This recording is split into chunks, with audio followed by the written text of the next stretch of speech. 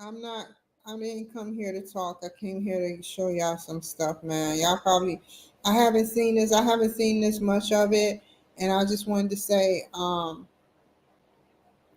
am no jokes, Kim, for real. I'm watching Interview with the Devil, and I watched like 30 some minutes of it, and I'm gonna watch Back to the Future myself, part three. But I'm watching Interview with the Devil right now, and it sounds. This is. Child in the world. You can see for yourself how near I came to world domination. The thing I have been struggling to attain for thousands of years. Yes, I see your point. Who wouldn't? You are a very ingenious manipulator of the minds of people. Is your devilish business carried on only through people of high position and great influence? Oh, no. I use the minds of people in all walks of life. As a matter of fact, I prefer the type of person who makes no pretense of thinking. I can manipulate that sort of person without difficulty.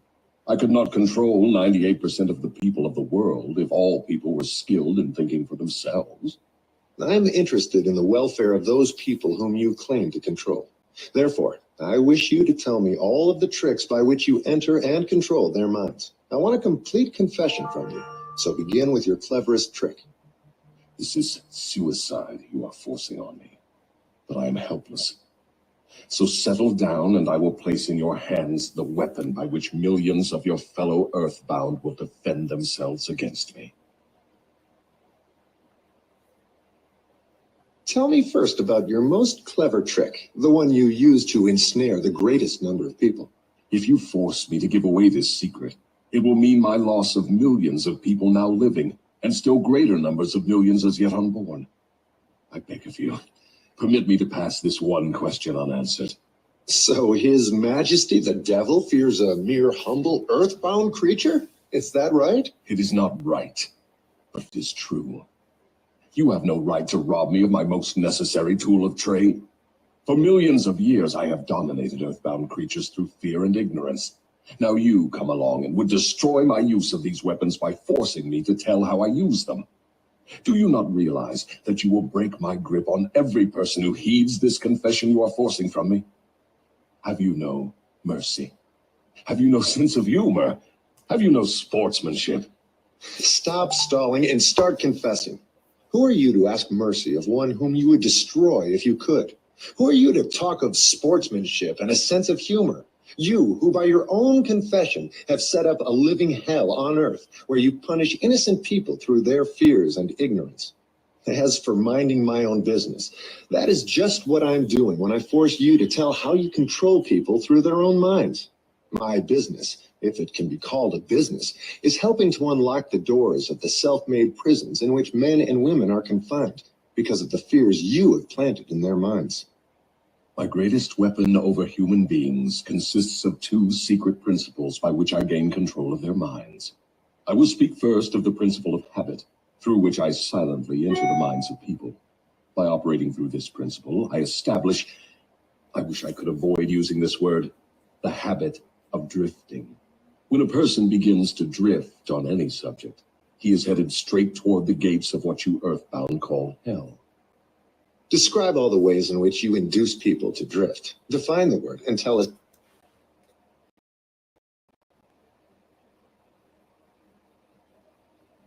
exactly what you mean by it. I can best define the word drift by saying that people who think for themselves never drift, while those who do little or no thinking for themselves are drifters. A drifter is one who permits himself to be influenced and controlled by circumstances outside of his own mind. He would rather let me occupy his mind and do his thinking than go to the trouble of thinking for himself. A drifter is one who accepts whatever life throws in his way without making a protest or putting up a fight. He doesn't know what he wants from life and spends all of his time getting just that. A drifter has lots of opinions, but they are not his own. Most of them are supplied by me. A drifter is one who is too lazy mentally to use his own brain. That is the reason I can take control of people's thinking and plant my own ideas in their minds. I think I understand what a drifter is. Tell me the exact habits of people by which you induce them to drift through life. Start by telling me when and how you first gained control over person's mind? My control over the mind of a human being is obtained while the person is young. Sometimes I lay the foundation for my control of a mind before the owner of it is born, by manipulating the minds of that person's parents. Sometimes I go further back than this and prepare people for my control through what you earthbound call physical heredity. You see, therefore, I have two approaches to the mind of a person. Yes. Go on and describe these two doors by which you enter and control the minds of human beings. As I have stated, I help to bring people into your world with weak brains by giving to them before birth as many as possible of the weaknesses of their ancestors. You call this principle physical heredity. After people are born, I make use of what you earthbound call environment as a means of controlling them. This is where the principle of habit enters. The mind is nothing more than the sum total of one's habits. One by one, I enter the mind and establish habits, which lead finally to my absolute domination of the mind. Tell me of the most common habits by which you control the minds of people. That is one of my cleverest tricks. I enter the minds of people through thoughts which they believe to be their own. Those most useful to me are fear, superstition, avarice, greed, lust, revenge, anger, vanity, and plain laziness. Through one or more of these, I can enter any mind at any age. But I get my best results when I take charge of a mind while it is young, before its owner has learned how to close any of these 9 doors. Then I can set up habits which keep the doors ajar forever. I'm catching on to your methods. Now, let us go back to the habit of drifting. Tell us all about that habit, since you say it is your cleverest trick in controlling the minds of people. As I said before, I start people drifting I induce them to drift through school without knowing what occupation they wish to follow in life. Here I catch the majority of people. Habits are related. Drift in one direction and soon you will be drifting in all directions. I also use environmental habits to give me a definite grip on my victims. I see. You make it your business to train children in the habit of drifting by inducing them to go through school without aim or purpose. Now, tell me of some of your other tricks with which you cause people to become drifters. Well, my second best trick in developing the habit of drifting is one that I put into operation with the aid of parents and public school teachers and religious instructors. I warn you not to force me to mention this trick. Do not disclose this trick. If you do so, you will be hated by my coworkers who help me use this trick. If you publish this confession in book form, your book will be barred from the public schools. It will be blacklisted by most of the religious leaders. It will be hidden from children by many parents. The newspapers will not dare to give reviews of your book. Millions of people will hate you for writing the book. In fact, no one will like you or your book except those who think, and you know how very few there are of this sort. My advice to you is to let me skip the description of my second best trick. So, for my own good, you wish to withhold the description of your second best trick. No one will like my book except those who think, eh? Very well. Go ahead and answer. You'll regret this, Mr. Earthbound, but the joke is on you. By this mistake of yours, you will divert attention from me to yourself. My co-workers, of whom there are millions, will forget about me and hate you for uncovering my methods. Never mind about me. Tell me all about this second best trick of yours with which you induce people to drift with you to hell. My second best trick is not second at all. It is first. It is first because without it, I never could gain control of the minds of the youths. Parents, school teachers, religious instructors, and many other adults unknowingly serve my purpose by helping me to destroy in children the habit of thinking for themselves. They go about their work in various ways, never suspecting what they are doing to the minds of children or the real cause of the children's mistakes. I can hardly believe you, Your Majesty. I've always believed that children's best friends were those closest to them, their parents, their school teachers, and their religious instructors. Where would children go for dependable guidance if not to those who have charge of them? That is where my cleverness comes in. There is the exact explanation of how I control 98% of the people of the world. I take possession of people during their youth, before they come into possession of their own minds, by using those who are in charge of them. I especially need the help of those who give children their religious instruction. because it is here that I break down independent thought and start people on the habit of drifting, by confusing their minds with unprovable ideas concerning a world of which they know nothing. It is here also that I plant in the minds of children the greatest of all fears, the fear of hell. I understand that it is easy for you to frighten children with threats of hell, but how do you continue to make them fear you and your hell after they grow up and learn to think for themselves? Children grow up, but they do not always learn to think for themselves. Once I capture the mind of a child through fear, I weaken that child's ability to reason and to think for himself, and that weakness goes with the child all through life.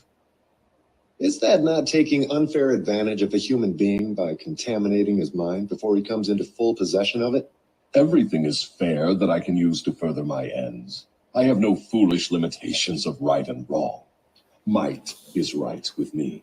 I use every known human weakness to gain and keep control of the human mind. I understand your devilish nature. Now, let us get back to further discussion of your methods of inducing people to drift to hell here on Earth. From your confession, I see that you take charge of children while their minds are young and pliable. Tell me more of how you use parents, teachers, and religious leaders to ensnare people into drifting. One of my favorite tricks is to coordinate the efforts of parents and religious instructors, so they work together in helping me to destroy the children's power to think for themselves.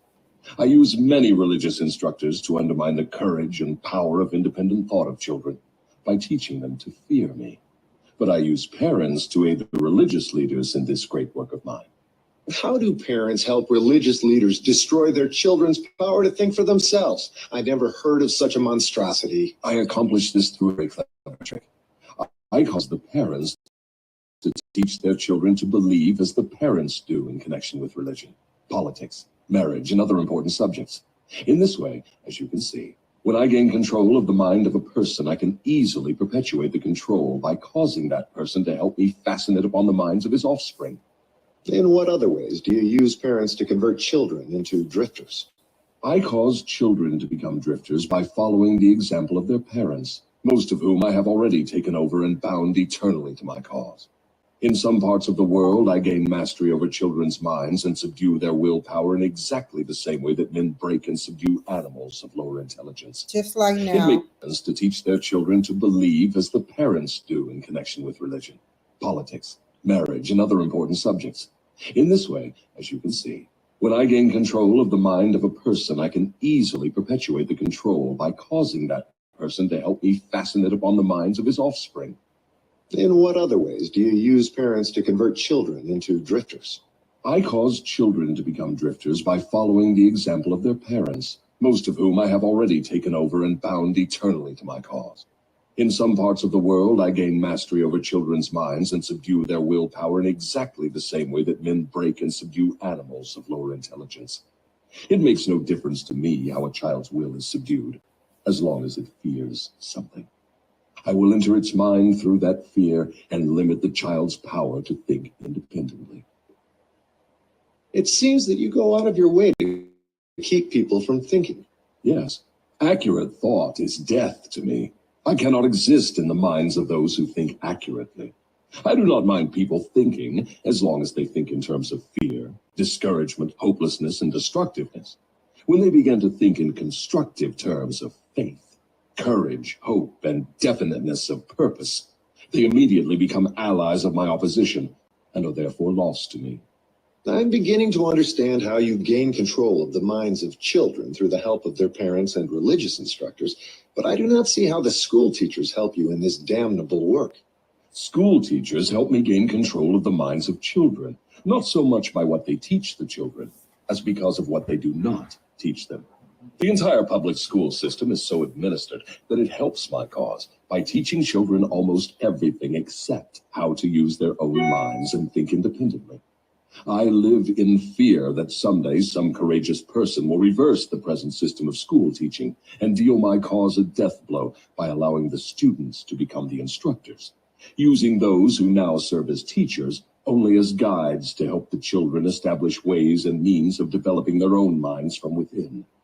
When that time comes, the school teachers will no longer belong to my staff. I was under the impression that the purpose of all schooling was to help children to think. That may be the purpose of schooling, but the system in most of the schools of the world does not carry out the purpose.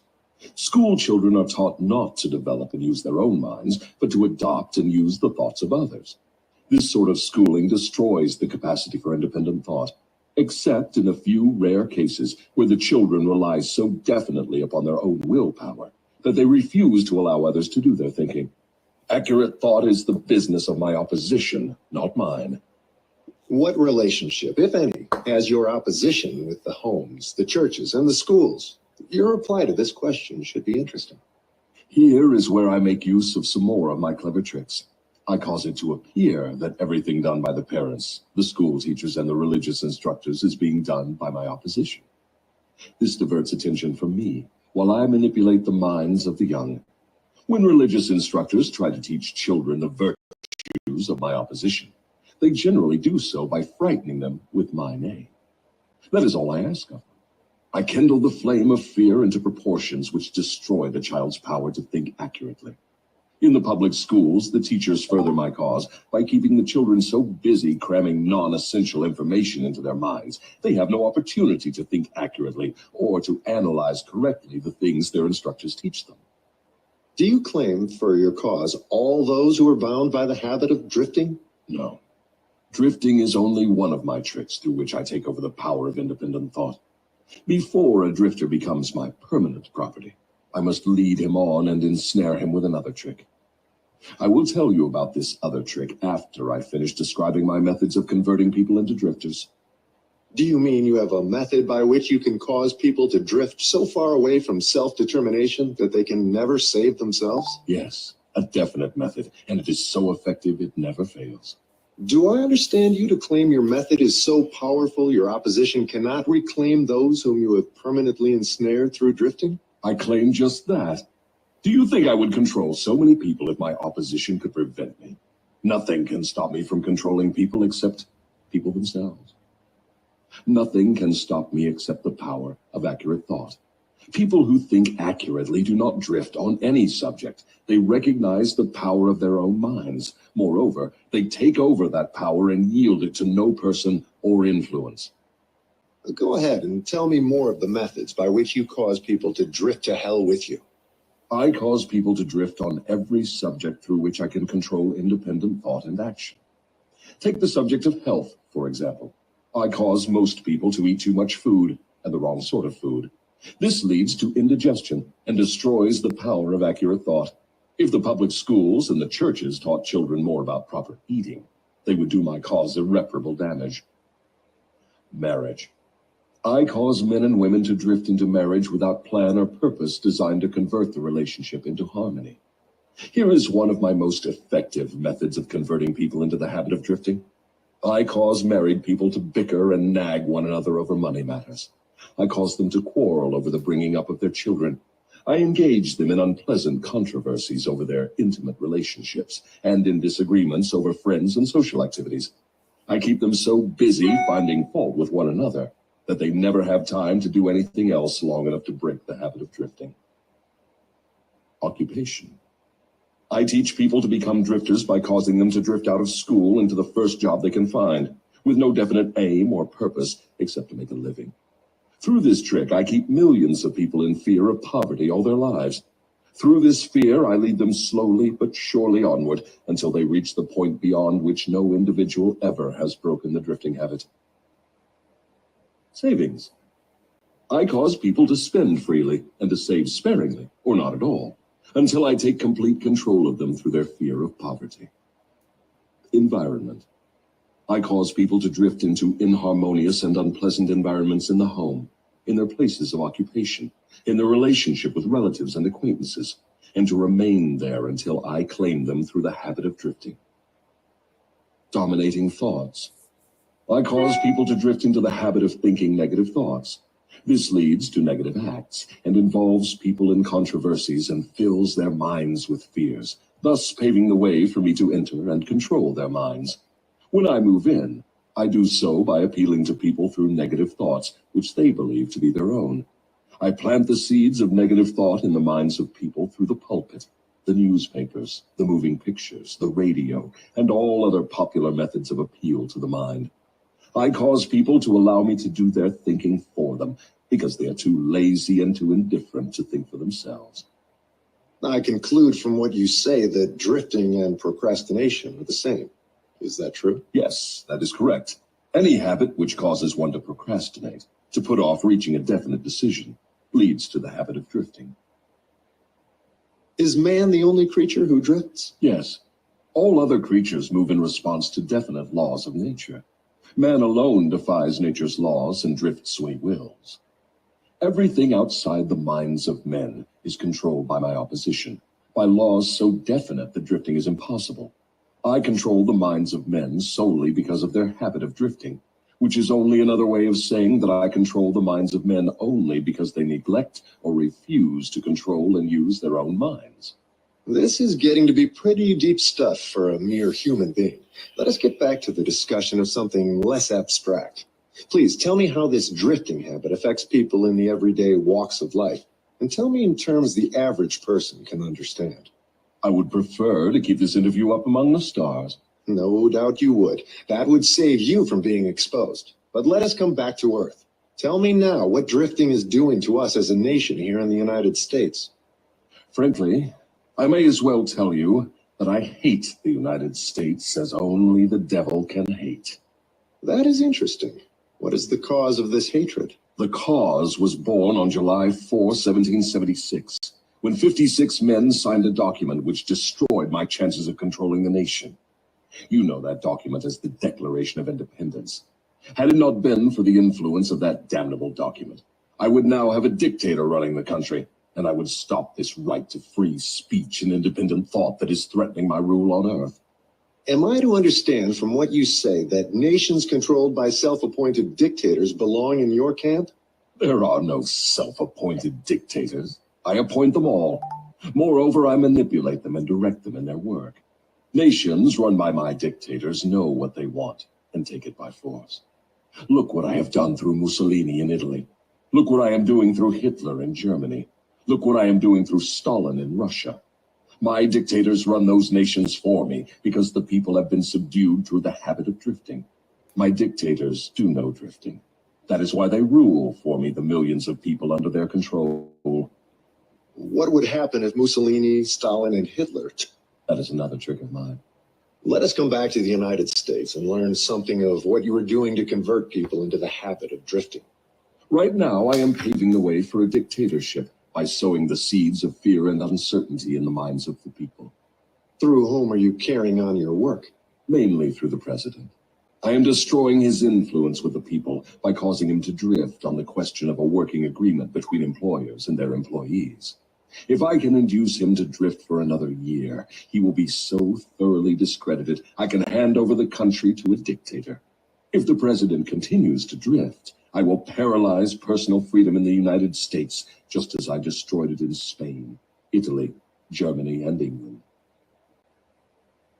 What you say leads me to the conclusion that drifting is a weakness which inevitably ends in failure, whether among individuals or nations. Is that your claim?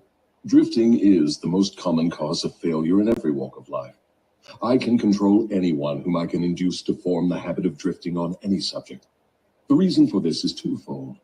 First, the drifter is just so much putty in my hands, to be molded into whatever pattern I choose, because drifting destroys the power of individual initiative.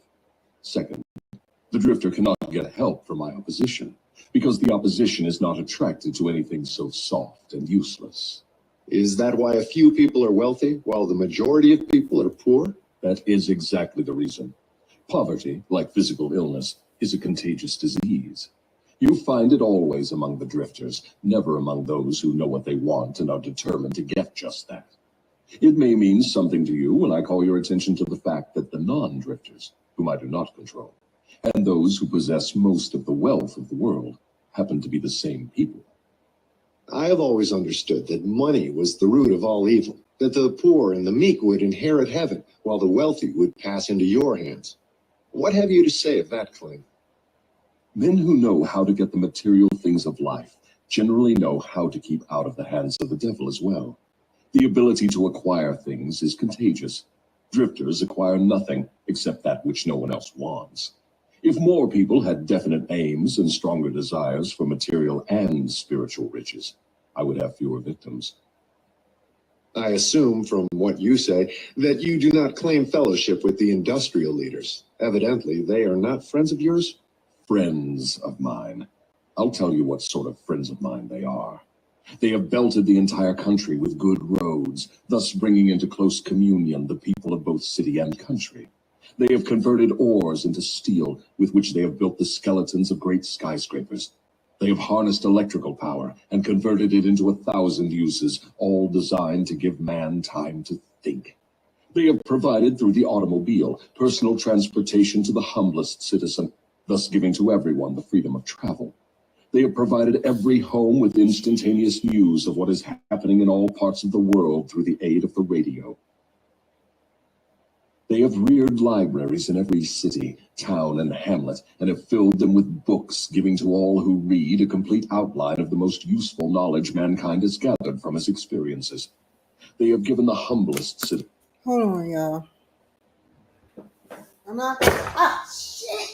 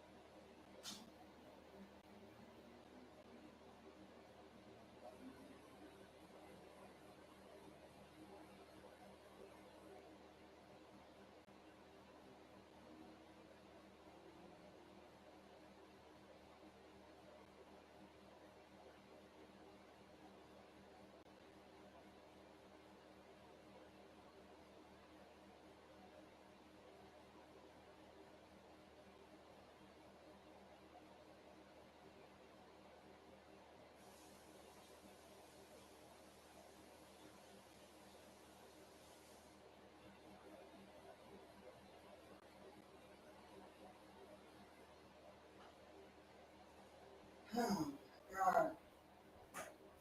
I'm sorry, y'all. I'm sorry what I did earlier. Just pretend like it never happened. And the right to express his own opinion on any subject, at any time, anywhere, without fear of molestation. And they have seen to it that every citizen may help make his own laws, levy his own taxes, and manage his own country through the ballot. These are but some of the things the industrial leaders have done to give every citizen the privilege of becoming a non-drifter. Do you think these men have helped my cause? Who are some of the present-day non-drifters over whom you have no control? I have control over no non-drifter, present or past. I control the weak, not those who think for themselves. Go ahead and describe a typical drifter. Give your description point by point so I can recognize a drifter when I see him. The first thing you will notice about a drifter is his total lack of a major purpose in life.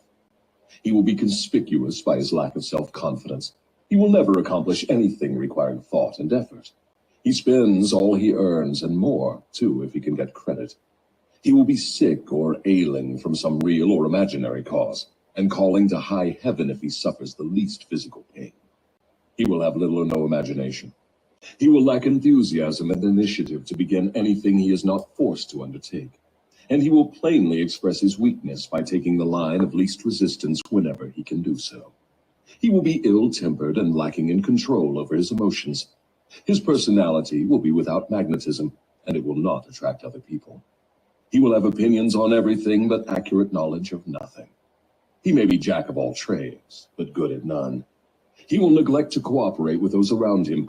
even those on whom he must depend for food and shelter. He will make the same mistake over and over again, never profiting by failure. He will be narrow-minded and intolerant on all subjects, ready to crucify those who may disagree with him. He will expect everything of others, but be willing to give little or nothing in return. He may begin many things, but he will complete nothing. He will be loud in his condemnation of his government, but he will never tell you definitely how it can be improved. He will never reach decisions on anything if he can avoid it, and if he is forced to decide, he will reverse himself at the first opportunity. He will eat too much and exercise too little. He will take a drink of liquor if someone else will pay for it. He will gamble if he can do it on the cuff. He will criticize others who are succeeding in their chosen calling. In brief, the drifter will work harder to get out of thinking than most others work in earning a good living.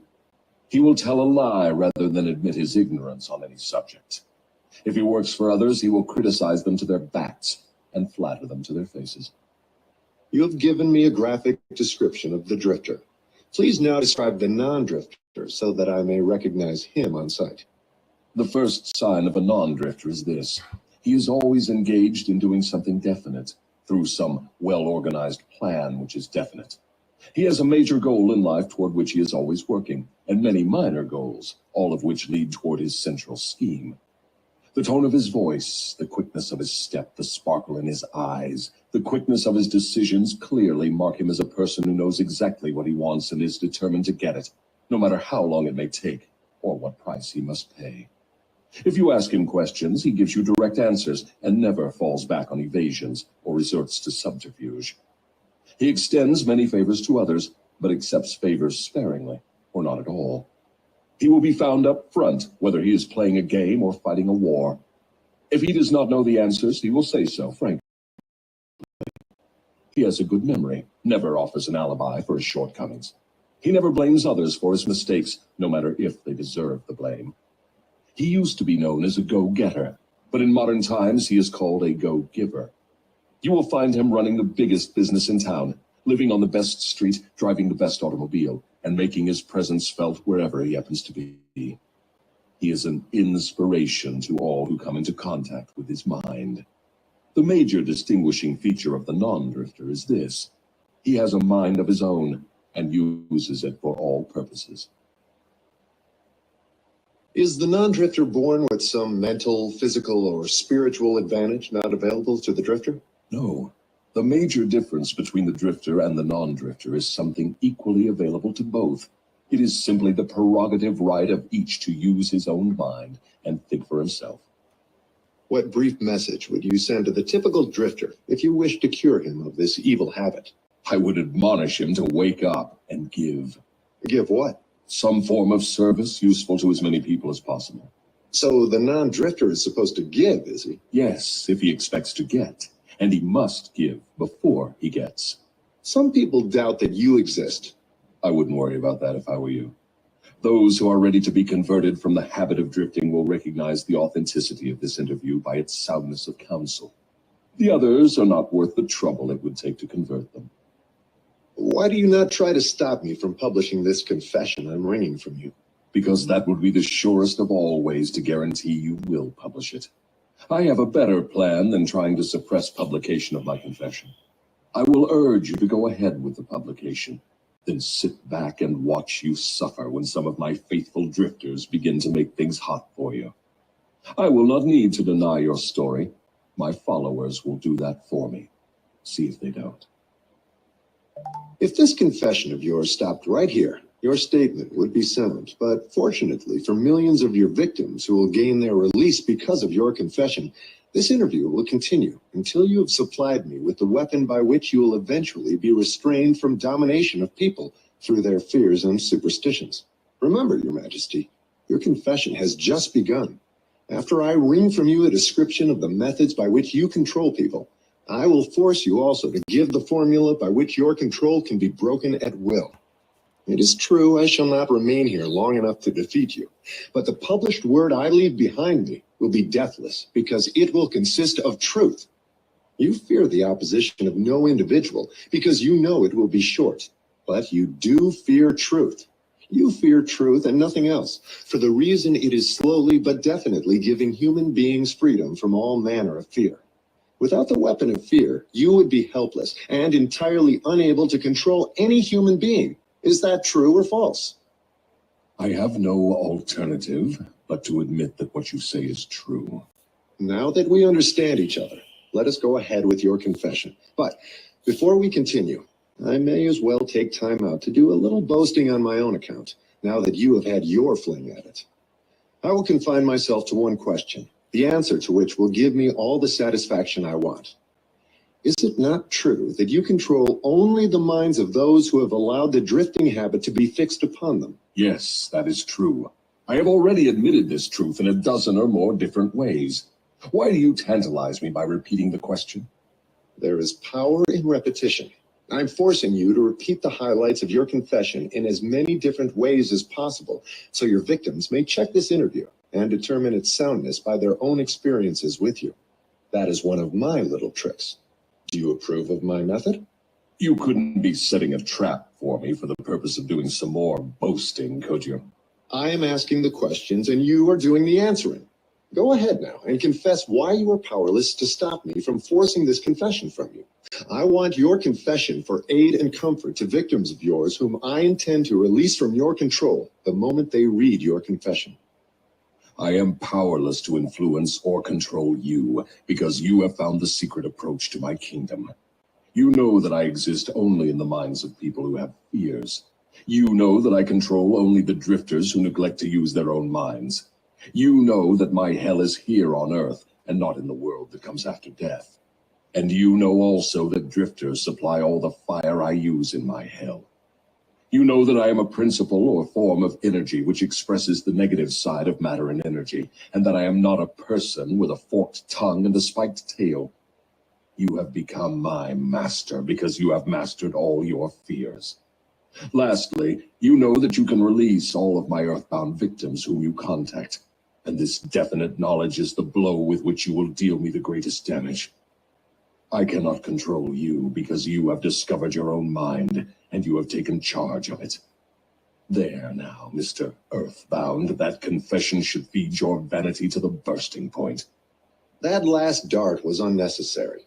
Knowledge of the sort I have used to master you does not contaminate itself with vulgar indulgence and vanity. Truth is the one and only thing in the world that can stand ridicule. Now let us continue with your confession. What is wrong with the principle of flattery? You use it, do you not? Do I use it? Man alive, flattery is one of my most useful weapons. With this deadly instrument, I slay the big ones and the little ones. Your admission interests me. Go ahead now and tell me how you make use of flattery. I make use of it in so many ways it is difficult to know where to begin. I warn you, before I answer in detail, that publishing my answers will bring down an avalanche of ridicule on your head for bringing up the question. I'll take the responsibility. Proceed. Well, I may as well here admit that you have stumbled onto the major secret of how I convert people to the habit of drifting. That is a startling admission. Go ahead with your confession and stick strictly to this subject of flattery. No more side remarks and no more facetiousness for the present. Tell me all about your use of flattery in gaining control over people. Flattery is a bait of incomparable value to all who wish to gain control over others. It has powerful pulling qualities because it operates through two of the most common human weaknesses, vanity and egotism. There is a certain amount of vanity and egotism in everyone. In some people, these qualities are so pronounced, they literally serve as a rope by which one may be bound. The best of all ropes is flattery. Flattery is the chief bait through which men seduce women. Sometimes, in fact, frequently, women use the same bait to gain control of men, especially men who cannot be mastered through sex appeal. I teach its use to both men and women. Flattery is the chief bait with which my agents weave their way into the confidence of people from whom they procure information needed to carry on warfare. Wherever anyone stops to feed his vanity on flattery, I move in and begin to build another drifter. Non-drifters are not easily flattered. I inspire people to use flattery in every human relationship where its use is possible, because those who are influenced by it become easy victims of the drifting habit. Can you control anyone who is amenable to flattery? Very easily. As I have already told you, flattery is of major importance in alluring people into the habit of drifting. At what age are people most susceptible to flattery? Age has nothing to do with one's susceptibility to flattery. People respond to it in one way or another from the time they become conscious of their own existence until they die. Through what motive can women be most easily flattered? Their vanity. Tell a woman she is pretty or that she wears clothes well.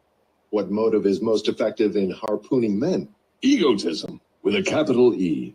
Tell a man he has a strong Herculean body or that he is a great business tycoon, and he will purr like a cat and smile like an opossum. After that, you know what happens. Are all men like that? Oh, no. 2 out of every 100 have their egotism so thoroughly under control that even an expert flatterer couldn't get under their skins with a double-edged butcher knife. How does a cunning woman apply her art of flattery in attracting men? Great heavens, man, do I have to draw a picture of her method for you? Have you no imagination? Oh, yes, I have imagination enough, Your Majesty. But I'm thinking of the poor dupes of the world who need to understand the exact technique with which they may be flattered into the habit of drifting. Go on and tell us how a woman can harpoon rich and presumably smart men. This is a devilish trick to play on women. But since you demand the information, I am helpless to withhold it. Women influence men through a technique consisting first of ability to inject soft, cooing baby tones into their voices, and second, by closing their eyes into a half-closed position, which registers hypnotism in connection with the flattery of men. Is that all there is to the business of flattery? No, that is only the technique. Then comes the motive a woman uses as a lure. The type of woman you perhaps have in mind never sells a man herself or anything she can give him. Instead, she sells him his own egotism. Is that all that women use when they wish to flatter men? That is the most effective thing they use. It works when sex appeal fails. So I am to believe that big, strong, smart men can be wound up and manipulated through flattery, just as if they were so much putty? Is that possible? Is it possible? It is happening every minute of the day. Moreover, unless they are non-drifters, the bigger they come, the harder they fall when the expert flatterer moves in on them. And tell me of some of your other tricks with which you cause people to drift in life. One of my most effective devices is failure. The majority of people begin to drift as soon as they meet with opposition, and not 1 out of 10,000 will keep on trying after failing 2 or 3 times.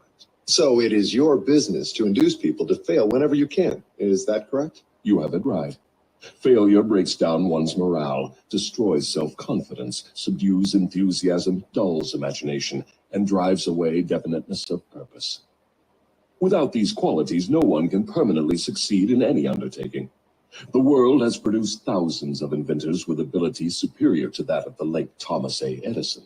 But these men have never been heard of, while the name of Edison will go marching on, because Edison converted failure into a stepping stone to achievement, while the others used it as an alibi for not producing results.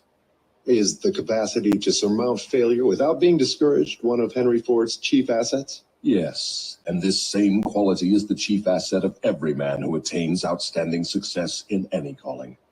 That statement covers lots of territory, Your Majesty. Do you not wish to modify it or tone it down a bit for the sake of accuracy? No modification is necessary, because the claim is none too broad. Search accurately into the lives of men and women who achieve enduring success, and you will find without exception that their success has been in exact proportion to the extent that they surmounted failure. The life of every successful person loudly acclaims that which every true philosopher knows. Every failure brings with it the seed of an equivalent success. But the seed will not germinate and grow under the influence of a drifter. It springs to life only when it is in the hands of one who recognizes that most failures are only temporary defeat, and who never, under any circumstances, accepts defeat as an excuse for drifting. If I understand you correctly, you claim there is virtue in failure. That does not seem reasonable. Why do you try to induce people to fail if there is virtue in failure? There is no inconsistency in my claims. The appearance of inconsistency is due to your lack of understanding. Failure is a virtue only when it does not lead one to quit trying and begin drifting. I induce as many people as I can to fail as often as possible, for the reason that not 1 out of 10,000 will keep on trying after failing 2 or 3 times. I am not concerned about the few who convert failures into stepping stones, because they belong to my opposition anyway. They are the non-drifters, and therefore they are beyond my reach. Your explanation clears up the matter. Now go ahead and tell me of some of your other tricks with which you allure people into drifting. One of my most effective tricks is known to you as propaganda. This is the instrument of greatest value to me in setting people to murdering one another under the guise of war. The cleverness of this trick consists mainly of the subtlety with which I use it. I mix propaganda with the news of the world. I have it taught in public and private schools. I see that it finds its way into the pulpit. I color moving pictures with it. I see that it enters every home where there is a radio. I inject it into billboard, newspaper, and radio advertising. I spread it in every place of business where people work. I use it to fill the divorce courts, and I make it serve to destroy business and industry. It is my chief instrument for starting runs on banks. My propagandists cover the world so thoroughly that I can start epidemics of disease, turn loose the dogs of war, or throw business into a panic at will. If you can do all that you claim with propaganda, it is little wonder that we have wars and business depressions. Give me a simple description of what you mean by the term propaganda. Just what is it, and how does it work? I wish to know particularly how you cause people to drift through the use of this devilish device. Propaganda is any device, plan, or method by which people can be influenced without knowing that they are being influenced, or the source of the influence. Propaganda is used in business for the purpose of discouraging competition. Employers use it to gain advantage over their employees. The employees retaliate by using it to gain advantage over their employers. In fact, it is used so universally and through such a smooth and beautiful streamlined technique that it looks harmless even when it is detected. I suppose some of your boys are now engaged in preparing the minds of the American people to drift into some form of dictatorship. Tell me how they work. Yes, millions of my boys are preparing Americans to become Hitlerized. My best boys are working through politics and labor organization. We intend to take over the country with ballots instead of bullets. Americans are so sensitive, they would never stand the shock of seeing their form of government changed with the aid of machine guns and tank cars. So our propaganda boys are serving them a diet they will swallow by stirring up strife between employers and employees and turning the government against business and industry. When propaganda has done its work thoroughly, one of my boys will move in as dictator, and the 9 old men on your Supreme Court with their silly notions of the Constitution will move out. Everyone will be given a job or fed from the government treasury. When men's bellies are filled, they drift freely with one who does the filling. Hungry men get out from under control. I have often wondered who invented the clever trick which you call propaganda. From what you tell. Okay, I'm not even gonna look at the board, but wow, this goes pretty deep, man. Drifting. I have drifted. I think we all have drifted one time, and this is almost 4 hours, man. I promise y'all I'm not gonna take that again. That was a scary like trip or whatever. My pain was gone, but I got a little crazy. I want to say I'm crazy. Yeah, I say it. I'm crazy. I'm crazy, cray, and that's how I'm gonna end it. I'm crazy for saying that, and I don't appreciate myself even saying that on national podcasting. And for all those who's watching me, you know, I apologize, y'all. Um, Drifting is something we all do. So what he said is drifting is something that we all do.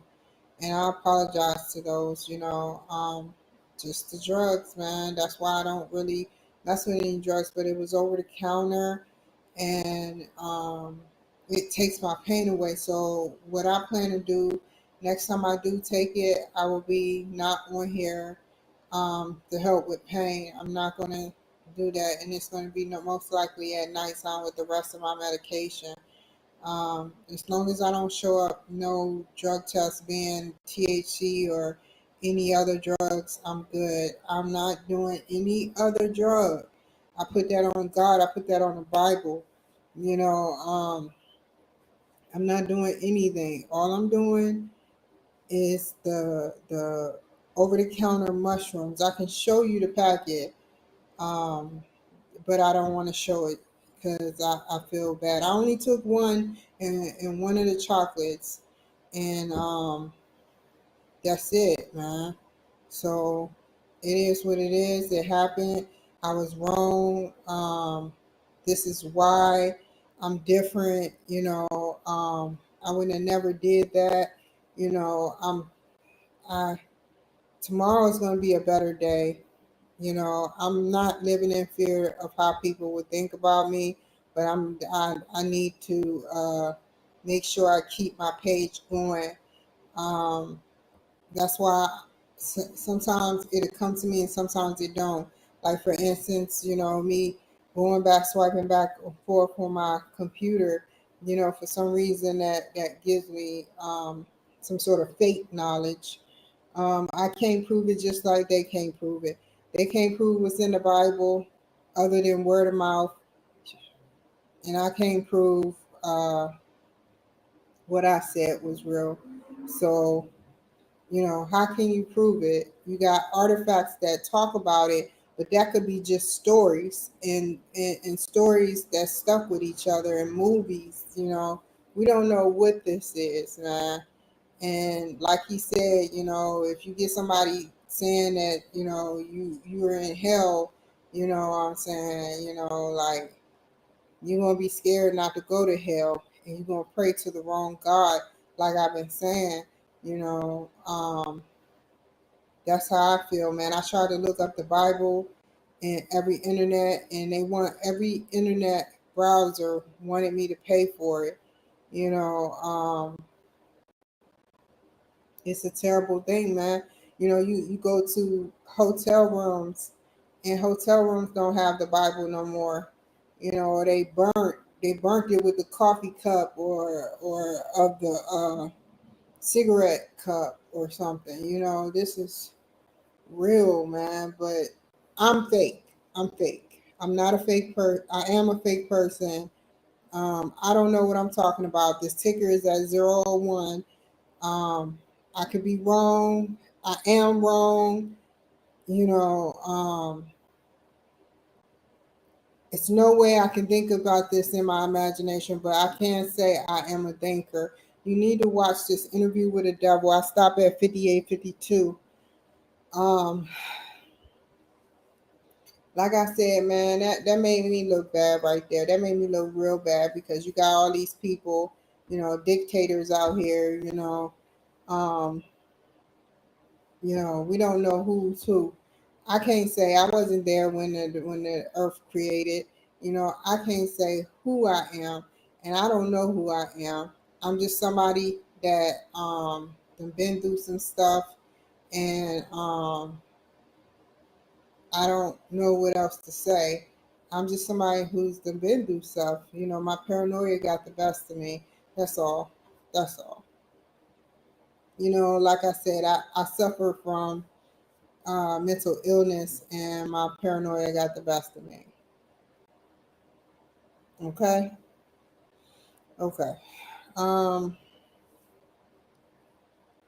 I would like to say that one, I'm sorry to Mark Zuckerberg. Two, I'm sorry to Elon Musk. Three, I'm sorry to Damon John. Four, I'm sorry. Like seriously, I did not mean to do that. My fear is kicking in. My fear is kicking in. I don't know what made me do that, man. That is just crazy. That is crazy, man. I'll take it when I go to sleep, man, and I pray to my God and my understanding. That's what I need to do. Pray and meditate off that. That's something you meditate off of and you pray off of. You don't go on a computer because I think the computer is just so awesome though. But it's just so much information that it has, you know, I'm gonna write a movie about that. I was just pointing at the camera saying these different dimensions, da da da da da da da da. You know, I don't know. I can't believe I was saying that. That's a dark, dark time for me. It's like I was being controlled to say that or something. Because I wouldn't even think like that. I was wrong.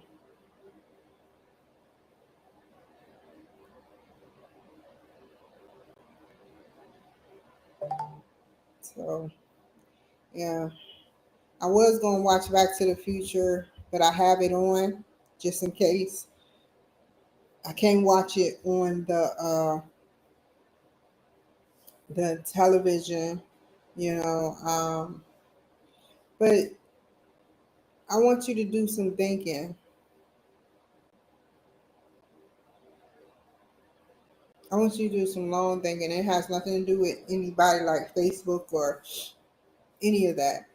Why does I'm not even gonna go into whys. I just don't want to talk about it no more. I just feel like right now, because my curiosity, I think that's the thing. I think, and I was thinking, why does the Pope or the Vatican have so many scriptures in house? Unless I figure it's another thing reason, and I have it. It sounds susceptible, where there are movies being made out of these. There are movies being made out of these scriptures, because even if we don't talk about the Bible, there's other lives that people have lived over the course of thousands of years, and that's fact. But I'll leave y'all with that, man. I leave, like game shows and different things. So I'm going to get off of here because I don't want to get in trouble again. And tomorrow I have a fresh head. I think about doing my homework, no taking the mushrooms. And like I said, some sources outweigh the things. And, at least I'm being honest with you guys, man. I have no reason to lie to you. Honesty goes further than lying. So there you go. And I'm starting to hurt. I got to take some Tylenol and stuff again and chill out. But it's about that time for me to get off of here. I just take it easy, man. Take it easy like should. Be safe out there. I hope that Napoleon's called Napoleon Hill Interview with the Devil. Quite frankly, listen how he eases into saying drift, calling us drifters. And he invades our mind and our space through drifting, through childbirth, ah, this crazy shit. Okay, bye.